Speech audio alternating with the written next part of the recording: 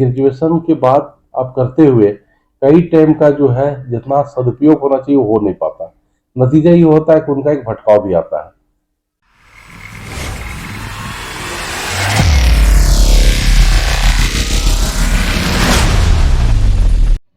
UPSC civil सेवा परीक्षा या राज्य सिविल सेवा परीक्षा के इच्छुक छात्रों के लिए चाणक्य आईएएस एकेडमी सीट्स विकल्पों में से एक माना जाता है, जहां से तैयारी करके काफ़ी संख्या में छात्रों और अभ्यर्थियों ने अपने करियर को निखारने के साथ साथ सफलता हासिल की है।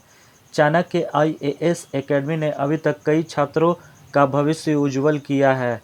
इस कोचिंग संस्था से पढ़ाई करके असंख्य छात्र आईएएस बने हैं, लेकिन छात्र छात्राओं के सामने एक उलझन होती है कि 10+2 के बाद करियर के रूप में किसे चुने, ग्रेजुएशन करे या फिर सिविल सर्विसेज की तैयारी करे। ऐसे में उनसे भटकाव की स्थिति आ जाती है, लेकिन इस समस्या से निजात पाया जा सकता है। इसको लेकर चाणक्य आईएएस एकेडमी के वाइस प्रेसिडेंट विनय मिश्रा ने बताया कि यूपीएससी और ग्रेजुएशन का पाठ्यक्रम एक दूसरे के पूरक हैं। ऐसे में ग्रेजुएशन के साथ साथ यूपीएससी की तैयारी अभ्यर्थियों के लिए दोहरा लाभ साबित होगा। उन्होंने कहा कि छात्रों के लिए समय का सदुपयोग काफ़ी महत्व होता है, इसको ध्यान में रखना अति आवश्यक है। जो लड़के इंटर की पढ़ाई करते हैं, ग्रेजुएशन में जाते हैं, तो उनके मन में एक सवाल होता है कि जब ग्रेजुएशन करते रहते हैं तो कहीं अपना ध्यान भटकाना नहीं चाहते, और जब बीए पास करते हैं उसके बाद सिविल सर्विसेज की तैयारी करते हैं, तो किस तरीके से इसे देखा जाए जो लड़कों की सोच। देखिए मैं यही कह सकता हूँ कि अ, जो स्टूडेंट 10+2 पास कर गए हैं और ग्रेजुएशन अभी एडमिशन ले रहे हैं ग्रेजुएशन के लिए, उनकी अपने टाइम के एक वैल्यू समझना चाहिए। लोग समझते हैं कि ग्रेजुएशन के बाद हम अपने पूरा टाइम लगाएंगे ग्रेजुएशन के लिए। ये होता ही क्या है कि ग्रेजुएशन के बाद आप करते हुए कई टाइम का जो है जितना सदुपयोग होना चाहिए वो हो नहीं पाता। नतीजा ये होता है कि उनका एक भटकाव भी आता है। तो बेटर ये होगा कि यदि वो सिविल सर्विसेज की तैयारी 10+2 पास करके जो अभी ग्रेजुएशन में गए हुए हैं उनको अभी से शुरू करते हैं तो उनके लिए डबल फायदा है। पहला है कि यूपीएससी की तैयारी जो करेंगे उनकी तैयारी भी पूरा होगी और साथ साथ इनको ग्रेजुएशन में भी हेल्पफुल रहेगा। आप देखेंगे कि ग्रेजुएशन का जो भी जहाँ भी कॉलेज होता है उस कॉलेज का टाइम या तो 2 बजे तक खत्म हो जाता है या तो फिर 2 बजे के बाद इवनिंग बैच का शुरुआत होता है। इसको भी ध्यान में हम लोग रखें और इसको रखते हुए हम लोग क्या किए हैं कि जो जो स्टूडेंट मॉर्निंग में वहाँ कॉलेज में होते हैं वो हमारे पास इवनिंग बैच होता है उनके लिए, और जो इवनिंग बैच कॉलेज में होते हैं उनके लिए हम लोग मॉर्निंग बैच रखें। तो मेरे सजेशन तो यही होगा वो ग्रेजुएशन के पढ़ाई के साथ साथ कॉलेज भी करें और अपने जो उनका टाइम काफ़ी बचता है उस टाइम का प्रॉपर यूटिलाइज करें और यूपीएससी की तैयारी कुछ आवर लगाते रहें। उससे उनका ग्रेजुएशन में भी फायदेमंद होगा कम्प्लीमेंट के तौर पर और यूपीएससी की तैयारी भी हो जाएगी। और यदि आगे एक बात करें तो मैं ये सजेस्ट करूँगा कि स्टूडेंट के लिए एक और भी बेनिफिट होता है कि उनका एक पर्सनालिटी के तौर पर डेवलप होता है। जो यूपीएससी की तैयारी करते हैं उनका शुरू से पर्सनालिटी भी एक एडमिनिस्ट्रेशन के तौर पर आगे बढ़ता है, एडमिनिस्ट्रेटर वाला उनकी फीलिंग आती है तो वो आगे उनके पर्सनालिटी में भी चेंज आते जाता है।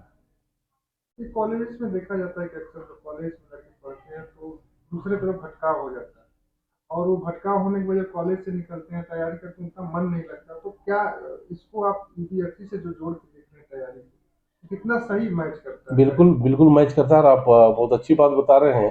क्योंकि होता है क्या कि हम ग्रेजुएशन के जो बच्चे तैयारी करते रहते हैं, आप देखिएगा उनको लगता है कि ग्रेजुएशन के बाद क्लास कॉलेज के बाद फ्री हो गए, अब उस टाइम को क्या करें।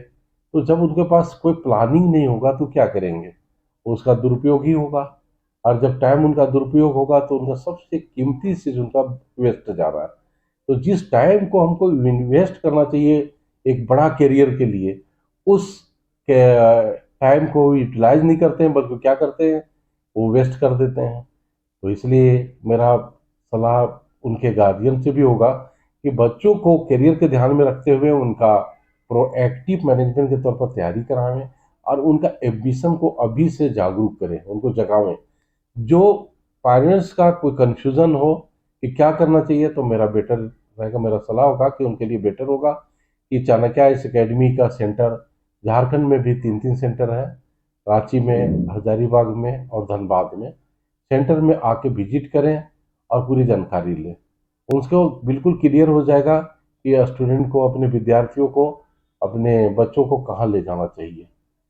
तो टाइम का वैल्यू समझना चाहिए। सर एक आखिरी सवाल, मतलब आज के समय बहुत ज़्यादा है एकेडमी की, और उसके लिए कुछ आपके इंस्टीट्यूशन से कुछ है क्या, जो गरीब बच्चे जो है जो अफोर्ड नहीं कर सकते, उन लोगों के लिए कुछ है? देखिए, हम लोग तो बीच बीच में निकालते रहते हैं, लेकिन आप देखेंगे कि जितने हम लोग तैयारी करवा रहे हैं, जो बच्चे दूसरे फील्ड में जा रहे हैं, मैं शायद दूसरे फील्ड का उसमें जिक्र नहीं करना चाहूँगा, लेकिन आप लोग जानकारी ले लीजिएगा कि सिविल सर्विसेज की तैयारी करने वाले जितने भी बच्चे होते हैं, उनकी फीस सब दूसरे फील्ड से सबसे कम लगता है।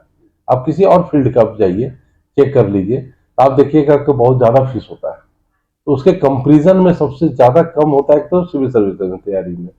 दूसरी चीज बात है कि आप देखेंगे कि जैसे आप चाणक्य एकेडमी के बारे में देखेंगे, तो हमेशा हम लोग निकालते रहते हैं। पिछले साल भी अभी हमारे काफ़ी यहाँ स्टूडेंट को हम लोग मौका दिए, टेस्ट लिए, स्कॉलरशिप का हुआ, और बहुत बच्चे हमारे पास एकदम फ्री ऑफ कॉस्ट पढ़ रहे हैं।